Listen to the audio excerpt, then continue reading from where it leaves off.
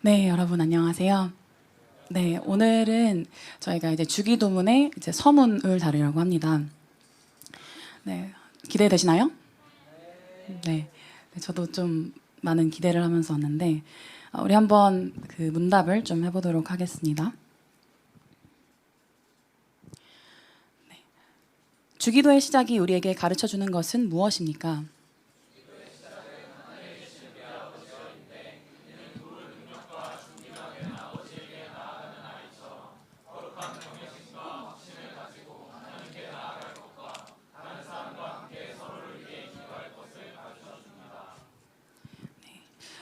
우리 함께 본문 말씀을 좀 보도록 하겠습니다. 마태복음 6장 5절에서 9절 말씀입니다. 마태복음 6장 5절에서 9절 말씀입니다. 네, 제가 여러분을 위해서 읽어드리도록 하겠습니다. 하나님의 말씀을 들으십시오. 또 너희는 기도할 때 외식하는 자와 같이 하지 말라. 그들은 사람에게 보이려고 회당과 큰 거리 어귀에 서서 기도하기를 좋아하느니라. 내가 진실로 너희에게 이르노니 그들은 자기 상을 이미 받았느니라. 너는 기도할 때 내 골방에 들어가 문을 닫고 은밀한 중에 계신 내 아버지께 기도하라. 은밀한 중에 보시는 내 아버지께서 갚으시리라. 또 기도할 때 이방인과 같이 중언부언하지 말라. 그들은 말을 많이 하여야 들으실 줄 생각하느니라. 그러므로 그들을 본받지 말라. 구하기 전에 너희에게 있어야 할 것을 하나님 너희 아버지께서 아시느니라. 그러므로 너희는 이렇게 기도하라. 하늘에 계신 우리 아버지여, 이름이 거룩히 여김을 받으시오며. 아멘. 네, 사랑하는 여러분, 직장과 또 공부와 삶의 터전을 살아가는 것이 여러분에게 어떻습니까? 어떻습니까? 다들 웃고 계시네요. 즐거워진가 봐요. 즐겁지 않나요? 네. 아마도 여러분을 신방하면서 많이 마주하는 감정은 피로함, 그리고 불안함, 이런 것 같아요. 신방을 하면 참 제가 이제 마음이 이렇게 좀 슬퍼지기도 하는 게, 여러분이 이렇게 교회에서 너무나도 행복했던 그 얼굴이 이렇게 사라지더라고요. 교회에서 너무나 천진난만하게 웃고 있던 그 웃음들이 사라지는 모습을 볼 때마다 많은 고민들을 하게 됩니다.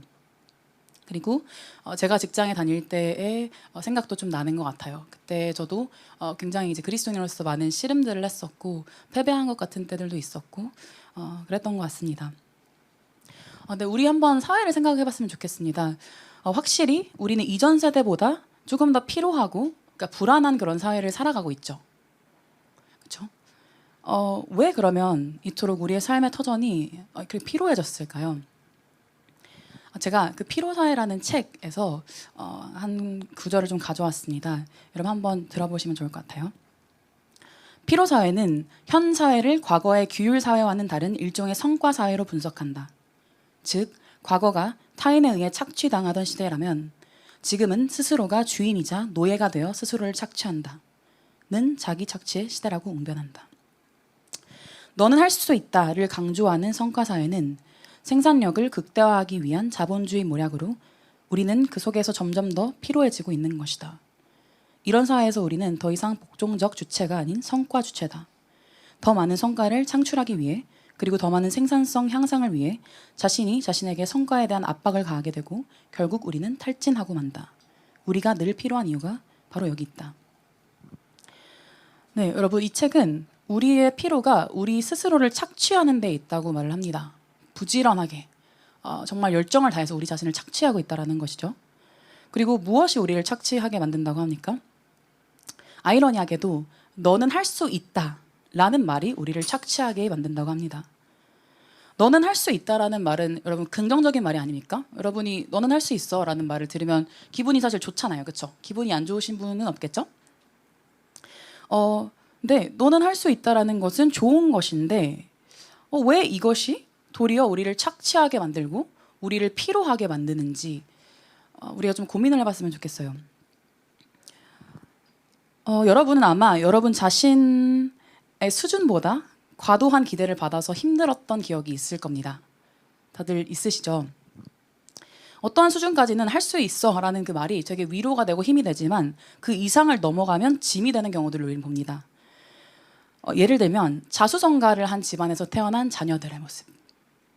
혹시 주변에 그런 친구들이 있나요? 저도 사실은 그런 집안에서 이제 태어나서 이런 사람들의 이렇게 공통적인 얘기들을 들어보면, 그러니까 부모님이 너무 뛰어나고 부모님이 뭔가 이뤄냈던 경험이 있다 보니까 자식들도 당연히 그것을 이뤄낼 수 있다라고 생각을 하고 이제 교육을 시키는 거죠. 그러다 보니까 자녀가 무언가를 못할 때 그것에 대해서 굉장히 못마땅해하거나 기다리지 못하거나 이런 반응들을 좀 보이게 되는 겁니다. 그러니까 할 수는 없는데, 나의 능력은 여기까지인데 부모의 기대는 이따만 하니까 계속 주눅이 들고 힘들어진 그런 삶을 살게 되는 거죠.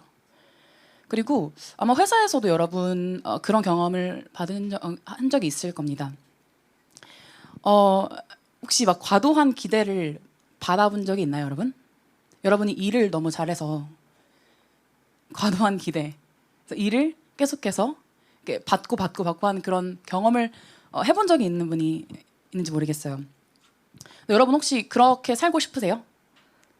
그러니까 여러분이 잘해서 일을 더 주고 한 그런 삶을 살고 싶습니까?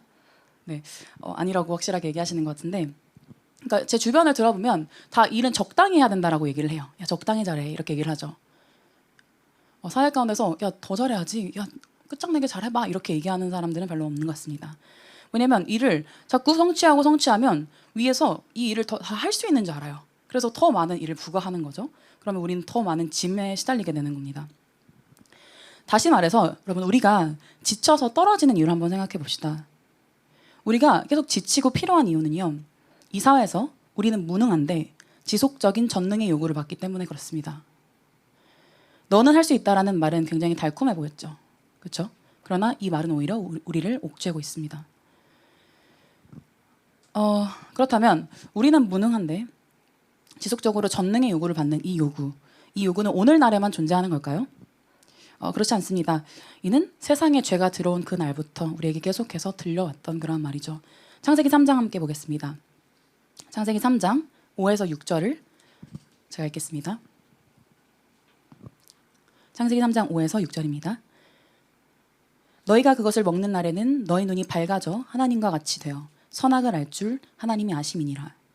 여자가 그 나무를 본즉 먹음직도 하고 보암직도 하고 지혜롭게 할 만큼 탐스럽기도 한 나무인지라. 여자가 그 열매를 따먹고 자기와 함께 있는 남편에게도 주매 그도 먹은지라. 네, 여러분, 아담과 하와를 한번 생각해봤으면 좋겠어요. 아담과 하와의 삶이 우리와 어떻게 다른지를 한번 좀 생각해봤으면 좋겠습니다. 저희 이제 어제 새 가족만 할 때 좀 그 얘기들을 많이 했었는데, 지금의 우리의 상태와 아담과 하와의 상태, 그러니까 죄를 짓기 전에 그 상태가 어땠을까요? 일단 아담의 입장에서 생각을 해볼게요. 아담은 갑자기 생겨났어요, 그렇죠? 그리고 하나님이 정말 창조하신 이 모든 것들을 하나님께서 보여주시면서 이것들을 누리게 이렇게 하셨죠. 그리고 갑자기 눈앞에서 자기를 이렇게 잠들게 하신 다음에 일어났더니 갑자기 정말 아름다운 그 여자가 있었습니다. 그렇죠? 이런 것들을 보면서 하나님의 전능하심을 여러분 의심할 수 있을 것 같습니까? 그러니까 그는 직접 사실 하나님의 그런 일하심들을 봤잖아요. 그렇죠? 그리고 자기의 부모가 없던 상태에서 자기가 낳은 바 됐다라는 것을, 그러니까 직접적으로 눈으로 경험한 그런 사람입니다. 그리고 하나님께서 그에게 정말 그를 사랑하시고 아끼셔서 그에게 두 가지 명령을 주셨습니다. 그 명령이 창세기 2장 16절에서 17절에 기록이 되어 있는데요. 하나는 동산 각종 나무의 열매는 네가 임으로 먹되 라는 명령이고, 또 다른 것은 선악을 알게 하는 나무 열매는 먹지 말라라는 거였습니다. 여러분이 그러니까 이 명령을 지키지 않을 이유가 있을까요? 그들은 이미 많은 것들을 누리고 있었습니다. 정말 그 선악과 단 하나만 먹지 않으면 됐죠. 그것을 통해서 정말 이 동산을 주관하시는 분은 하나님이시구나, 우리가 예배할 주체는 하나님이시구나 라는 것을 계속해서 묵상할 수 있으면 됐습니다. 그런데 뱀이 등장합니다. 그리고 그 뱀이 어떤 얘기를 하냐면요, 그 한 가지 할 수 없는 그것이 무능함이라고 주장하기 시작합니다. 그러면서 전능을 요구합니다. 그 하나 할 수 없는 것, 사실 할 수 없는 것도 아니잖아요. 모든 걸 누리고 사실 그 할 수 없는 것도 하나님을 예배하라고 주신 것인데, 그 하나 할 수 없는 것이 무능함이라고 시비를 겁니다. 그리고 그 정말 허탄한 요구에 하와는 그 선택을 해버리죠. 전능함을 취하기 위해서 전적으로 무능해졌습니다. 전능으로의 시도는 역으로 무능으로 전락해버렸습니다. 오히려 파괴되어 버렸죠. 이러한 어리석은 인간의 실수는 계속해서 역사 가운데 반복이 됐습니다. 창세기 11장 한번 보겠습니다. 창세기 11장 3절입니다.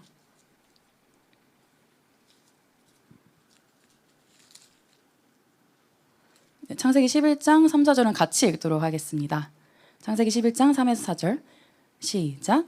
서로 말하되 자 벽돌을 만들어 견고히 굽자 하고 이에 벽돌로 돌을 대신하며 역청으로 진흙을 대신하고 또 말하되 자 성읍과 탑을 건설하여 그 탑 꼭대기를 하늘에 닿게 하여 우리 이름을 내고 온 지면에 흩어짐을 면하자 하였더니 지금 이들은 하나님을 대항해서 바벨탑을 쌓고 있습니다. 근데 봐봐요. 이 바벨탑을 만들 때 그 과정들을 한번 우리가 좀 들여다봤으면 좋겠습니다. 벽돌을 만들어 견고히 굽지요. 그렇죠? 벽돌을 만들어서 견고히 굽지요. 그리고 벽돌로 돌을 대신하고 역청으로 진흙을 대신한다라고 말하고 있습니다. 이게 무슨 의미인 것 같나요, 여러분? 돼요? 벽돌로 돌을 대신한대요. 그러니까 돌보다 더 견고하고 정교한 게 벽돌이죠. 그렇죠? 그리고 역청으로 진흙을 대신한대요. 역청이라는 것은 뭐냐면요. 우리 송진 있죠. 그 소나무에서 나오는 그런 송진 같은 겁니다. 그래서 이제 방수의 기능을 할 수 있는 견고하게 하는 그런 건데 역청으로 진흙을 대신하재요. 그러니까 사실은 이 탑을 쌓을 때 충분히 돌과 진흙으로도 쌓을 수 있는 겁니다. 그런데 이들은 그렇게 하기를 원치 않죠. 어떻게 하고 있습니까? 더 견고하게, 어떻게든 더 탄탄하게 무너지지 않게 하고 있습니다. 왜 그러냐면요. 4절에 나와 있죠. 그 이유가. 그 탑 꼭대기를 하늘에 닿게 하여 우리 이름을 내는 거.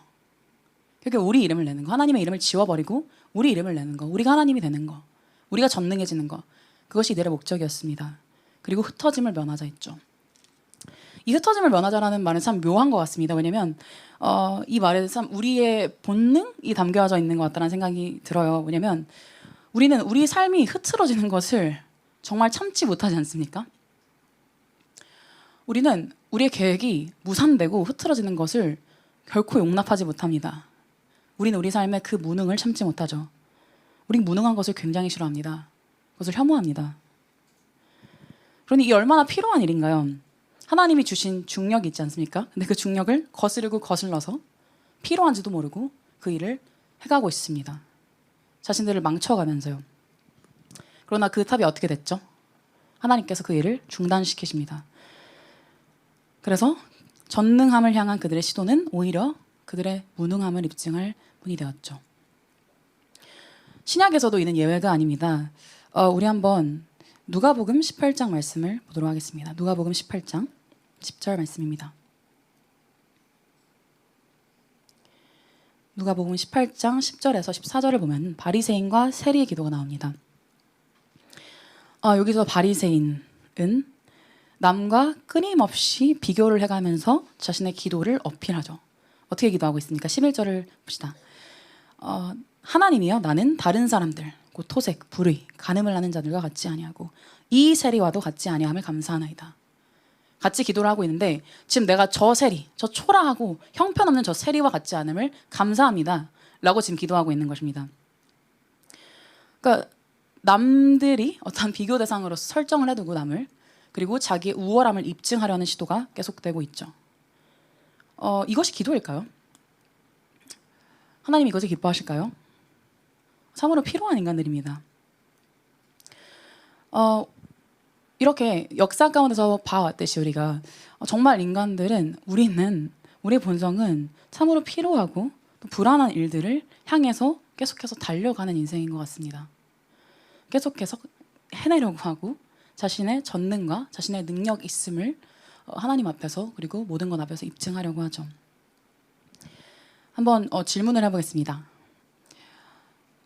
나의 가능성과 전능함을 강조할수록 우리가 절대 하지 않게 되는 것이 무엇인 것 같습니까?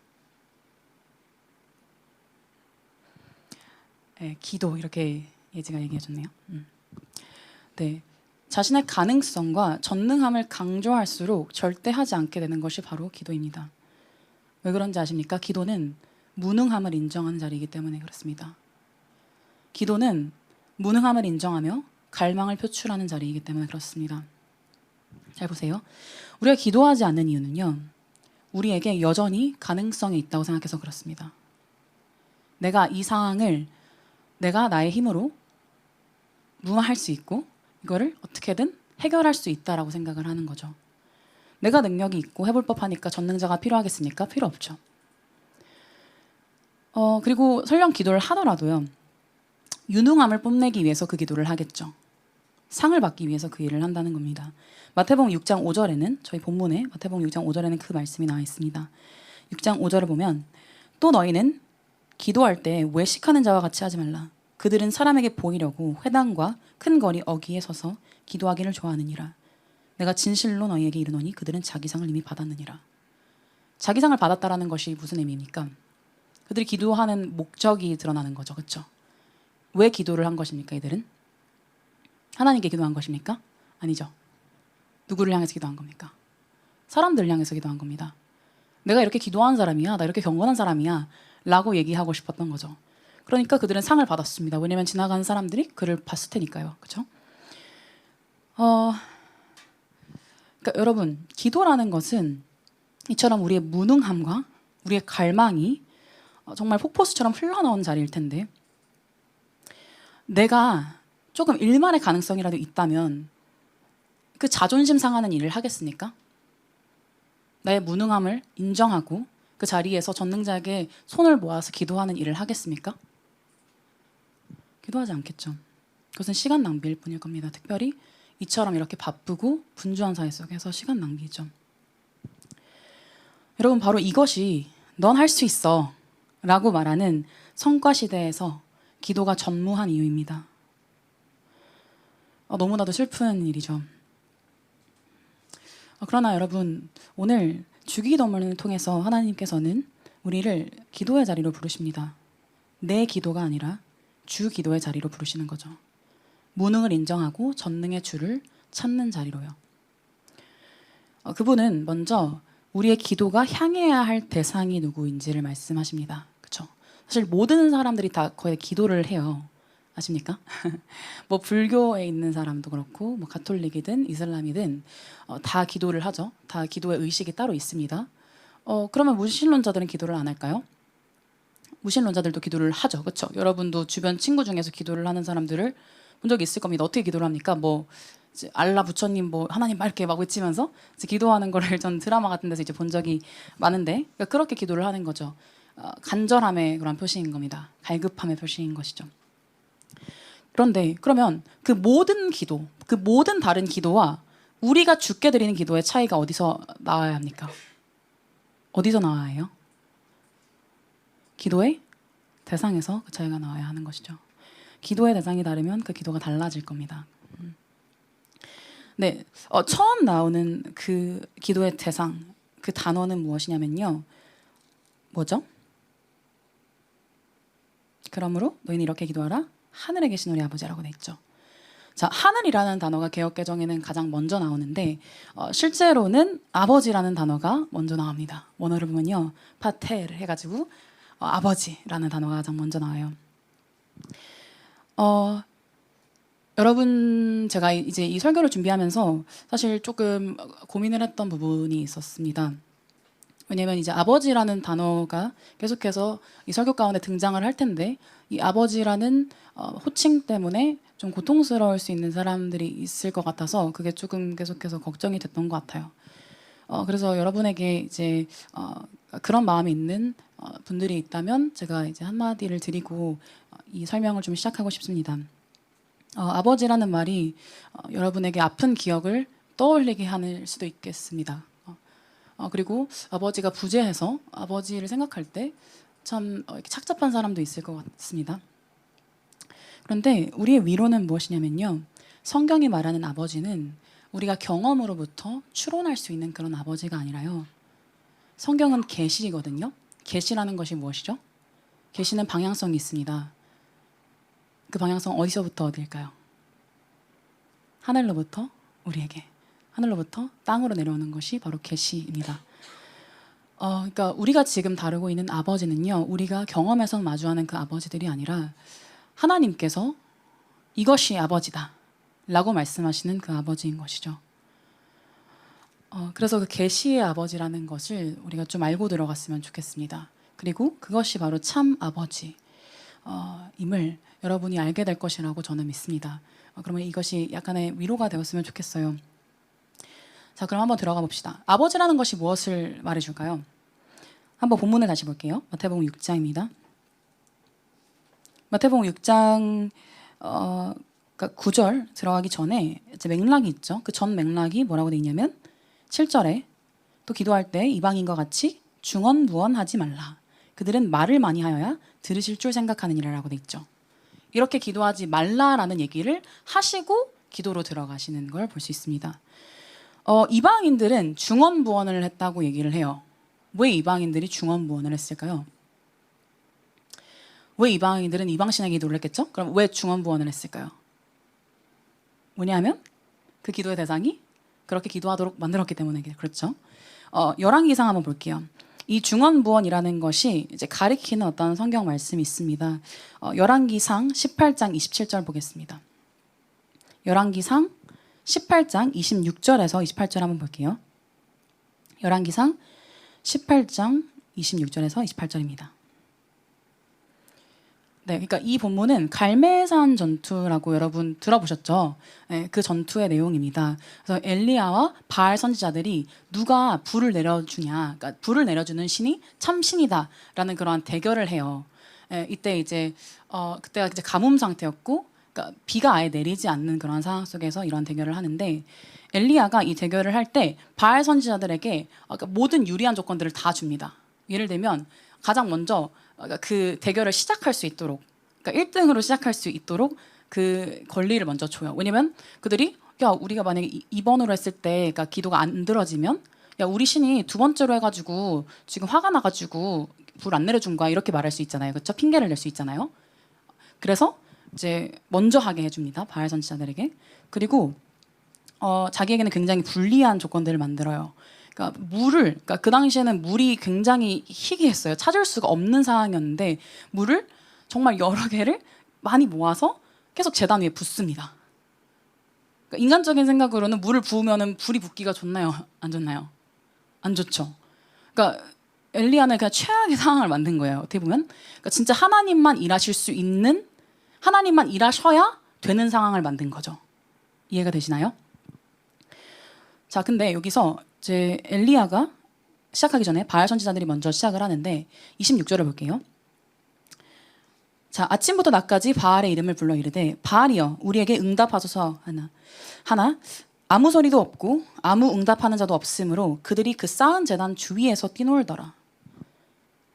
정오에 이르러는 엘리야가 그들을 조롱하여 이르되 큰 소리로 부르라. 그는 신인즉 묵상하고 있는지 혹은 그가 잠깐 나갔는지 혹은 그가 길을 행하는지 혹은 그가 잠이 들어서 깨워야 할 것인지 하매 이에 그들이 큰 소리로 부르고 그들의 규례를 따라 피가 흐르기까지 칼과 창으로 그들의 몸을 상하게 하더라. 어떤 상황인지 이해가 되십니까? 그러니까 이제 불 내려주세요 했는데 불이 안 내려왔어요. 그러니까 뭐 하기 시작하는 거예요? 막 자기를 찔러서까지 제발 들어주세요. 날 봐주세요. 이러는 상황인 거죠. 이것이 바로 이방인과 같이 중언부언하는 것입니다. 왜 이들이 이렇게 자기를 찔러가면서까지 이러한 행동을 했어야 됐을까요? 왜냐하면 이들의 신은 무능하면서 동시에 이들에게 관심이 없는 신이었기 때문에 그렇습니다. 이 신은 자기 사람들에게 관심이 없어요. 알지를 못합니다. 잠깐 나갔는지 그래서 조롱하잖아요. 엘리야가 잠깐 나간 거니? 뭐 잠이 든 거니? 너희 신 뭐 하는 거야? 이렇게 지금 조롱하고 있는 거죠. 그래서 이들은 지금 뭘 합니까? 관심을 끌기 위해서 자신을 해하기까지 헌신을 합니다. 내가 이렇게까지 하면은 그래도 나한테 대답을 해주시지 않으실까? 이런 식으로 지금 자기를 해하고 있는 것입니다. 그러니까 신이 무능하고 신이 관심이 없기에 자기의 능력을 내세워야 하는 것이 바로 이방인의 기도인 것이죠. 그러나 여러분, 하나님은 이들과 다른 아버지이십니다. 아버지, 이것이 바로 주기도문에서 하나님께서 우리에게 처음으로 알려주시는 칭호입니다. 아버지는 무엇을 얘기를 할까요? 관계가 있음을 얘기를 하죠. 그렇죠? 아버지 하면 자녀입니다. 우리는. 이 표현은 아버지를 친근하게 부르는 표현이라고도 해요. 그러니까 우리는 때때로 하나님을 이방신처럼 여기는 경우가 있는 것 같습니다. 우리는 말을 많이 하고 뭔가 내가 열심히 기도해야 하나님께서 들으신다라고 생각을 하곤 합니다. 그리고 시선을 끌만한 괜찮은 모습으로 기도의 자리에 서야 한다고 생각을 해요. 내가 한 주 가운데 좀 죄를 많이 지은 것 같아요. 그러면 기도의 자리가 가기 좀 껄끄럽습니다. 그렇죠? 그리고 기도의 자리에서도 우리는 어쨌든 우리의 능력을 뽐내려고 하죠. 그러나 여러분, 아버지라는 사실이 우리에게 무엇을 말해줍니까? 우리는 그분 앞에서 예쁜 짓을 할 필요가 없다는 것입니다. 우리의 기도를 드리기 위해서 하나님 앞에 예쁜 짓을 해야 하나님께서 그것을 받아주시는 분이 아니라는 겁니다. 여러분, 세상의 신은요, 완벽한 여러분의 모습을 바랍니다. 세상은 완벽한 여러분을 원해요. 그러나 하나님은 여러분의 무능함을 아시고도 그대로 품어 안으시는 분이십니다. 마태복음 6장 8절은 이렇게 말합니다. 그러므로 그들을 본받지 말라. 구하기 전에 너희에게 있어야 할 것을 하나님 너희 아버지께서 아시느니라. 여러분, 그분은 하나님께서는요, 우리가 얼마나 무능한지 아십니다. 우리가 얼마나 그분 없이는 살아갈 수 없는 존재임을 아셔요. 그리고 우리에게 필요한 것들도 당연히 아십니다. 그분은 우리에 대해서 모르는 것이 없으십니다. 이 하나님께서 아버지로 등장하시는 맥락이 구약에도 등장을 하거든요. 그 한번 맥락을 좀 보도록 하겠습니다. 출애굽기 4장 22절입니다. 이건 제가 읽어드리겠습니다. 출애굽기 4장 22절. 너는 바로에게 이르기를 여호와의 말씀에 이스라엘은 내 아들 내 장자라 라고 나옵니다. 하나님은 장자 이스라엘을 출애굽시키세요. 이스라엘을 출애굽시키신 이유가 뭐였죠?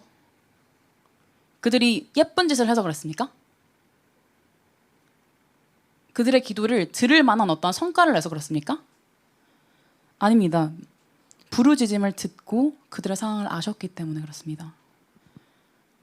이스라엘 자손이 고된 노동으로 말미암아서 탄식하며 하나님께 부르짖었습니다. 그리고 그 부르짖는 소리가 하나님께 상달됐죠. 하나님께서는 이들의 상황을 잘 아셨습니다. 이들의 필요를 잘 아셨습니다. 그리고 전적으로 그분의 능력으로 이들을 출애굽시키신 것이죠. 여러분, 여러분을 만나면서 그리고 대화를 하면서 제가 아까도 처음에 서두에서 말을 했지만 굉장히 많이 느끼고 굉장히 많이 듣는 그런 단어가 불안함입니다. 불안함. 여러분 불안하신가요? 진이 불안한가요? 불안하군요. 네. 그리고 이제 제가 고민을 해봤어요. 왜 우리의 불안함이 어디에서 기인하는 걸까라는 고민을 좀 해봤습니다. 우리의 불안함이 어디에서 나오는 것 같나요?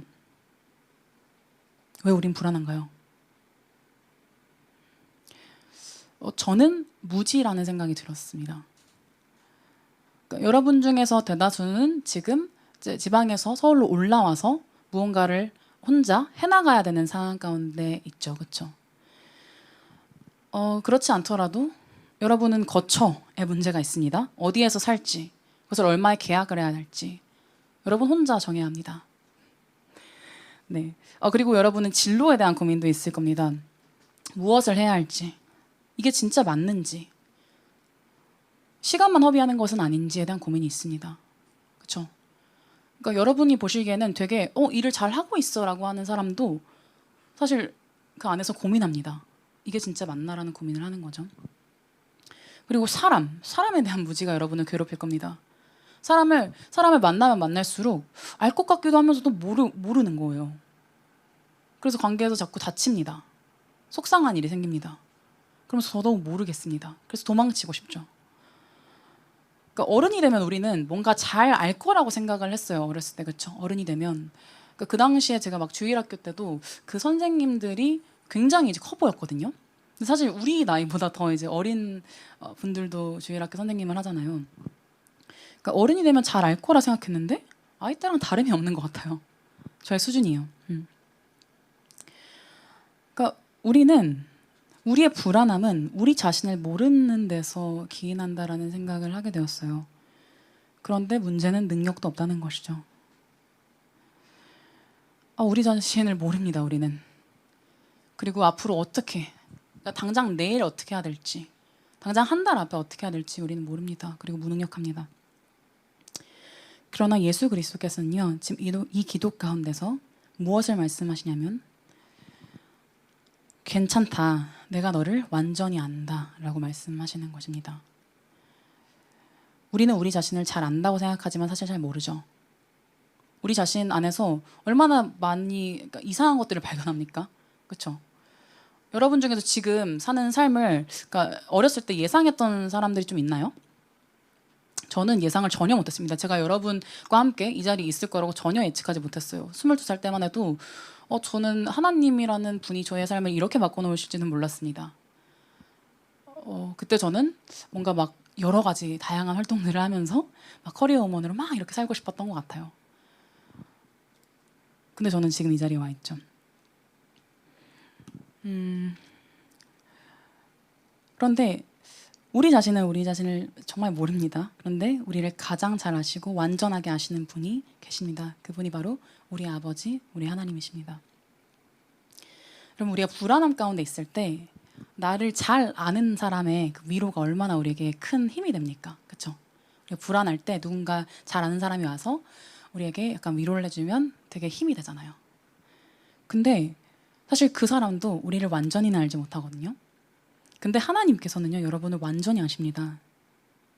그 하나님께서 여러분을 향해서 여러분을 잘 알고 그 가운데서 기도하라고 말씀하시는 겁니다. 다시 말해서 그 안정감으로, 하늘의 안정감으로, 하나님이 주시는 그 안정감으로 모든 것을 아시는 분께서 내 바로 옆에 계신다라는, 내가 그분 안에 있다라는 그 자신감으로 기도하라는 것이죠. 하나님께서는 아버지라는 그 단어, 그 호칭을 통해서 우리 자신에 대한 무지를 인정하고 그분의 전지하심에 몸을 맡기기를 바라십니다. 그것이 하나님께서 우리를 초청하시는 기도의 자리죠. 여러분, 하나님께서 정말 여러분을 잘 아십니다. 두 번째로 제 나오는 부분은 무엇이냐면 9절에 하늘에 계신이라는 겁니다. 하늘에 계신. 그 아버지는요, 하늘에 계시는 아버지세요. 이사야서에서는 이런 말씀이 있습니다. 여호와께서 이와 같이 말씀하시되 하늘은 나의 보좌요 땅은 나의 발판이니 너희가 나를 위하여 무슨 집을 지으랴 내가 안식할 처소가 어디랴. 자, 여러분, 이 하늘이 무엇을 의미할까요? 하늘. 하늘. 저기 보이는 저 하늘일까요? 아닌가요? 네, 그 하늘이라는 것은 물리적인 하늘을 말하는 것이 아닙니다. 여기서는 이 하늘은 인간의 영역을 초월한다라는 것을 의미를 합니다. 자, 여러분 보세요. 우리는 시공간에 매여 있죠. 그렇죠? 우리가 딱 이 타임라인을 썼을 때 우리는 전후밖에 없습니다. 그렇죠? 전후밖에 없어요. 그런데 하나님께서는요, 공간에 있어서 초월하시는 분이신데요. 공간에 있어서 초월하시면 어떤 분이신 거죠? 편재하신다라고 우리가 보통 표현을 하죠. 두루 편자를 써서 편재하신다. 두루 계신다. 지금 하나님께서 이곳에 임재하시는 것만큼 모든 만물과 그 만물을 초월하시는 곳 가운데 동일하게 임재하십니다. 이것이 하나님의 초월성이에요. 그리고 시간에 있어서도 하나님은 초월적이신 분이십니다. 시간에 있어서 초월적이면 무엇일까요? 네, 영원입니다. 영원은 제가 세가족반에서 얘기를 했는데 영원의 개념이 무엇이죠? 시간이 그냥 쫙 많은 거가 영원일까요? 영원이라는 것은 시간이 없는 개념입니다. 시간을 초월하는 개념이에요. 우리는 상상하기 어렵죠. 그렇죠? 그러니까 그분은 초월적이신 분이세요. 잘 보세요. 우리의 아버지는요, 왕이십니다. 우리 아버지는요, 전능자이십니다. 우리 아버지는 초월적이신 분이십니다. 요즘 시대에 제 주변에서도 많이 이제 권위 없는 친구, 그냥 친구 같은 부모님들이 되고 싶은 그런 부모님들을 종종 봐요. 그렇죠? 그래서 그 권위가 사실 싫은 거죠. 그 권위가 너무 싫었고 억압적이었으니까 그 권위에 이제 반대로 이제 대항해서 그러니까 친구 같은 부모가 되고 싶다라고 얘기하는 제 친구들도 봤고요. 어른들도 만났습니다. 그런데요, 하나님은요, 우리 아버지시기도 하지만 그분은 권위 없는 분이 아니십니다. 그분은 우리 손에 쥐고 마구 흔들 수 있는 그런 분이 아니십니다. 함부로 막대할 수 있는 분이 아니십니다. 그분은 거룩하십니다. 여러분, 거룩이라는 개념이 저는 사실 되게 사랑하는 개념이에요. 거룩이라는 개념. 왜냐면 이 거룩의 의미를 살펴볼 때 하나님의 영광이 참 빛나거든요. 레위기 10장 한번 10절 같이 보도록 하겠습니다. 레위기 10장 10절. 레위기 10장 10절입니다. 제가 읽겠습니다. 그리하여야 너희가 거룩하고 속된 것을 분별하며 부정하고 정한 것을 분별하고. 이렇게 돼 있죠. 거룩의 반대말이 뭘로 나오죠? 속된 것이라고 나옵니다. 여러분 속된 것이 무엇입니까? 속된 것 하면 어떤 느낌이 좀 들어요? 속된 것? 약간 좀 불결하고 좀 더럽고 막 약간 이런 느낌이 좀 들죠. 근데 이 혹시 ESV나 영어 이제 성경 같은 게 있는 분들은 보시면 알 텐데 이 의미가 속된 것이라는 의미가 common입니다. common. 보통이라는 의미예요. 그러니까 holy잖아요. 거룩의 반대 개념이 뭐라고요? 보통입니다. 그럼 거룩은 어떤 개념입니까? 보통이 아닌 거예요. 뭐요? 우리는 그러니까 우리 사회를 봤을 때 대통령은 굳이 비유를 치자면 홀리한 개념입니다. 왜냐면 길가에서 우리가 만날 수가 없잖아요. 그렇죠? 유일하죠. 그렇죠? 근데 우리 그냥 시민들은 어떤 존재예요? 우리는 속된 존재예요. 왜냐면 우리는 그냥 길에 차고 넘치는 게 사람들이잖아요. 그렇죠? 시민들이잖아요. 그러니까 이 거룩하심이다라는 것은 하나님이 초월적이신 분이신데 그분은 유일하신 분이시라는 것을 얘기합니다. 그분은 다르세요. 이 어떤 것과 다르세요. 우리의 아버지가 그런 분이십니다, 여러분. 그러니까 여러분 이게 얼마나 큰 은혜인지 여러분 한번 생각을 해봤으면 좋겠어요. 여러분 근접할 수 없는 분께서 손에 닿을 수 없는 그분께서 우리의 아버지십니다. 만물을 초월하시는 분께서 만물 중에 작고도 작은 우리를 완전히 아십니다. 여러분 이 사회 가운데 높은 분들, 그러니까 소위 높다 한 분들 있잖아요. 그렇죠? 대통령이나 이런 분들이 여러분의 삶을 잘 아나요? 여러분의 삶을 잘 모릅니다. 어떻게 다 알아요? 찾아가려고 하지도 않죠, 사실. 그런데 하나님께서는요, 높은 것들 중에서 비교할 수 없이 높은 분이신데 그분은 우리의 삶을 세세하게 다 아십니다. 우리의 머리카락까지 세십니다. 그러니까 세상에서는 여러분 이게 모순적이잖아요. 그렇죠? 모순적이에요. 아버지 되심이라는 것과 하늘에 계신이라는 것이 모순입니다. 우리의 일상 가운데서 보기 힘든 것이에요. 근데 이 두 가지 모순이요. 하나님 안에서는 황홀한 조화를 이루는 것입니다. 하늘을 초월하시는 이께서 땅에 붙어 살아가는 우리의 기도를 들으십니다. 이것이 우리가 기도 가운데 기억해야 할 부분입니다. 그리고 이런 사실은 기도가 양쪽으로 치우치는 것을 방지해줘요. 우리가 아버지라는 사실은 어떠한 것을 좀 방지해줄까요? 우리 중에서 아마 그럴 거예요. 이제 하나님이라는 분을 너무 어렵게 생각하는 그러한 분들이 있을 거예요. 하나님 하면 뭔가 막 죄책감부터 들고 하나님이 나를 정말 받으실까? 나의 기도를 들으실까? 라고 생각하는 분들이 있을 거예요. 그렇죠? 하나님을 마냥 엄한 그런 이미지로 전 어렸을 때 하나님을 그렇게 생각했습니다. 근데 그분이 아버지라는 사실은 그쪽에서 우리가 치우침을 이렇게 밖으로 그러니까 치우치지 않고 다시 중심으로 돌아올 수 있는 그러한 이제 기능을 하죠. 그리고 반대로 하늘에 계신은 어떠한 것을 방지해 줄까요? 하늘에 계신 우리가 하나님을 함부로 그냥 내 옆에 있는 그냥 친구처럼 그냥 그렇게 막대할 수 있는 것을 방지하죠. 그분을 경외하게 합니다. 담대하면서도 겸손하게 그분께 나아가게 합니다. 이 두 가지가 조화를 이루는 자리가 바로 기도인 것입니다. 그런데 사랑하는 여러분, 이 기도가 우리가 할 수 있는 것이었는지 한번 생각해 보기를 원합니다. 우리가 할 수 있는 것이었을까요? 이 기도는 원래 딱 한 분, 예수 그리스도께서만 하실 수 있는 것이었습니다. 예수 그리스도는 우리와 다르십니다. 우리는 우리의 우린 무능합니다. 무능한데도 알량한 그 전능함을 노려서 전능자를 박차고 도망간 자들입니다. 그러므로 하나님의 전능을 노린 우리에게는 기도의 가능성이 없습니다. 아니, 기도를 원하지도 않고요. 기도하지 않잖아요. 그러나 예수님은요, 전능하심에도 불구하고 하나님을 아버지로 경외하면서 사랑하셨습니다. 빌립보서 2장은 이런 말씀을 합니다. 그는 근본 하나님의 본체시나 하나님과 동등됨을 취할 것으로 여기지 아니하시고. 여러분은 누구에게 순종할 수 있습니까? 한번 여러분 생각해 보세요. 내가 순종하는 사람들을 한번 쭉 열거해 보세요. 머릿속에.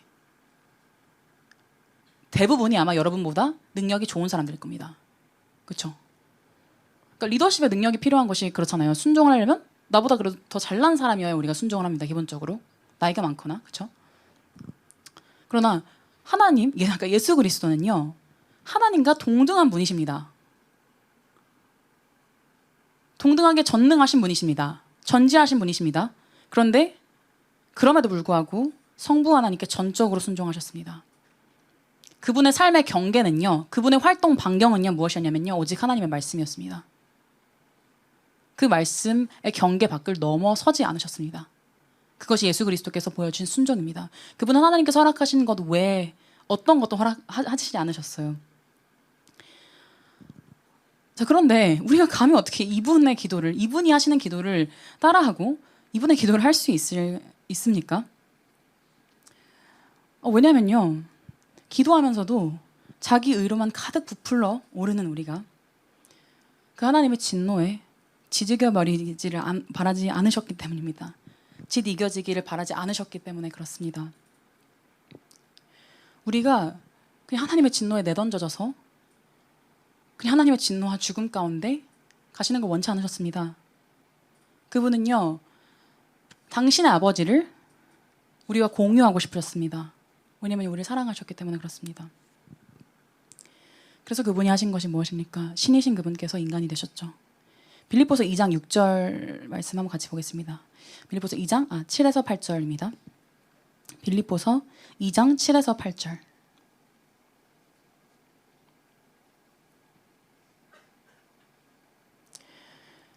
오히려 자기를 비워 종의 형체를 가지사 사람들과 같이 되셨고 사람의 모양으로 나타나사 자기를 낮추시고 죽기까지 복종하셨으니 곧 십자가에 죽으심이라.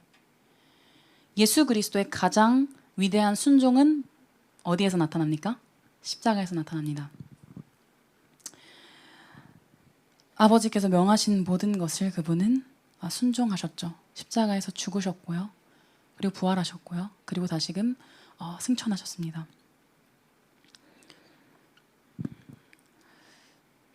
이 예수 그리스도께서 하나님을 언제나 아버지라고 부르셨거든요.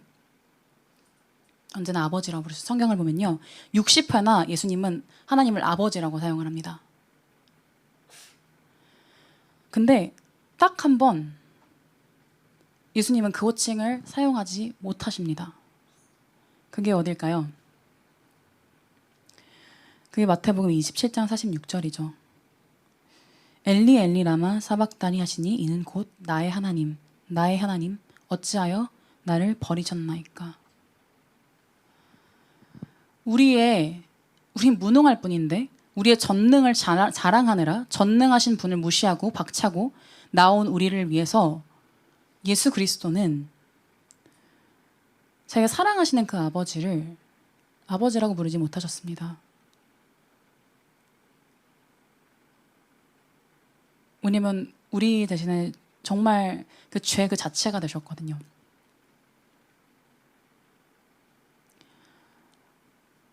십자가에 달려야 했을 것은 사실 우리입니다. 우리가 그 십자가에 달렸어야 됐어요. 그런데 그 자리에 예수 그리스도께서 달리셨습니다.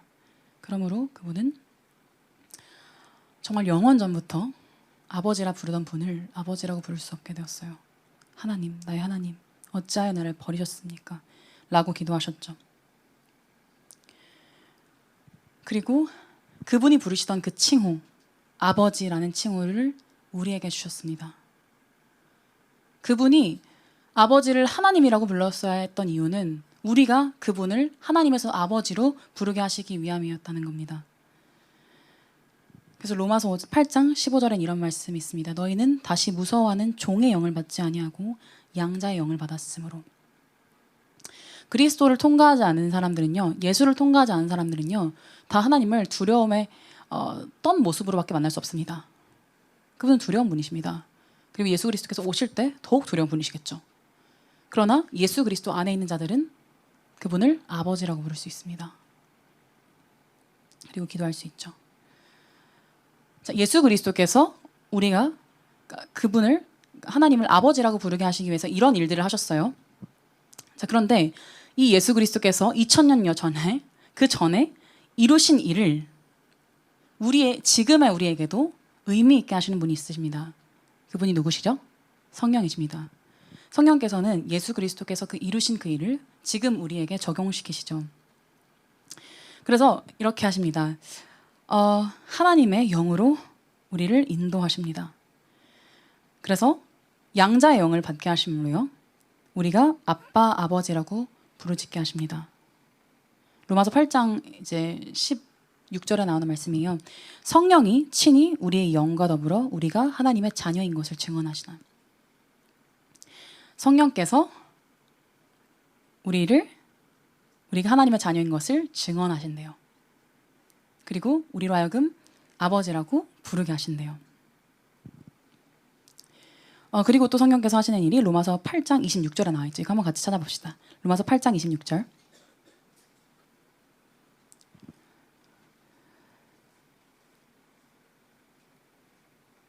이와 같이 성령도 우리의 연약함을 도우시나니 우리는 마땅히 기도할 바를 알지 못하나 오직 성령이 말할 수 없는 탄식으로 우리를 위하여 친히 간구하시느니라. 그렇죠? 기도 가운데서 성령께서 탄식하심으로 우리를 위해서 기도하신다고 말합니다. 우리는 무엇을 구할지 모른다고 얘기를 해요. 근데 그분께서 우리를 위해서 기도하십니다. 그러므로 여러분 잘 보십시오.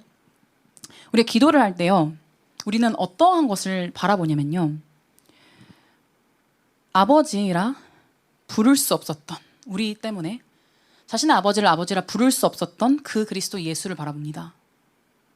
그리고 우리 기도할 때 탄식하시면서 우리를 위해서 기도하시는 성령님을 바라봅니다. 그리고 우리는 기도할 때 우리 눈 바로 앞에서 우리의 기도를 받아내시는 성부 하나님을 봅니다. 그러므로 기도는 무엇인지 아십니까? 삼위일체의 고백입니다. 삼위일체께서 이루시는 것이 기도입니다. 우리가 기도할 수 있는 것은 무엇인지 알아요? 삼위일체께서 열심으로, 정말 엄청난 열심으로 우리 안에서 일하고 계시기 때문이라는 겁니다. 기도는 삼위일체의 증거인 것이죠, 우리 안에서. 그러므로 마태복음 6장 31절을 봅시다.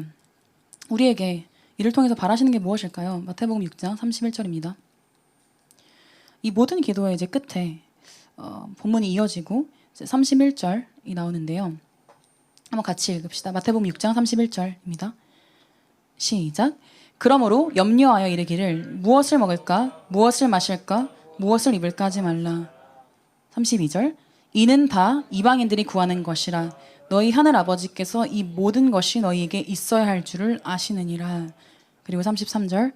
그런즉 너희는 먼저 그의 나라와 그의 의를 구하라. 그리하면 이 모든 것을 너희에게 더하시리라. 아멘. 예수 그리스도께서 알려주신 주 기도문은요, 우리의 기도의 초점을 재조정하게 합니다. 우리 자신으로부터 눈을 들어서 하늘을 보게 합니다. 하나님을 보게 합니다. 성부와 성자와 성령을 보게 합니다. 그리고 전지전능하신 그분께서 우리의 아버지시라면, 우리를 위하시고 우리를 가장 잘 아신다면 더 이상 나를 위해 살지 않고 주를 위해서 살 수 있겠구나라는 소망과 담대함을 우리에게 주는 것입니다. 보라, 아버지께서 어떠한 사랑을 우리에게 베푸사 하나님의 자녀라 일컬음을 받게 하셨는가. 우리가 이렇게 기도할 수 있는 것은 아버지께서 어마어마한 사랑을 우리에게 베푸셨다는 거죠. 네, 여러분, 그러면 적용을 한번 해보도록 하겠습니다. 여러분을 만날 때마다 제가 아마 여러분에게 기도를 어떻게 하고 있는지 물어봤을 겁니다. 물어보지 않은 사람들도 있겠지만, 근데 이제 대부분 정말 참 이게 아픈 것이죠. 그러니까 요즘 시대 가운데 기도하는 사람을 찾기가 참 어렵습니다. 왜 그럴까요? 왜 우리의 기도의 자리는 늘 공석일까요? 왜냐면 성과사회 속에서 우리 자신이 이미 우리 스스로에게 자기 충족적이기 때문에 그렇습니다. 우리가 이룰 수 있다라고 생각을 하는 거예요.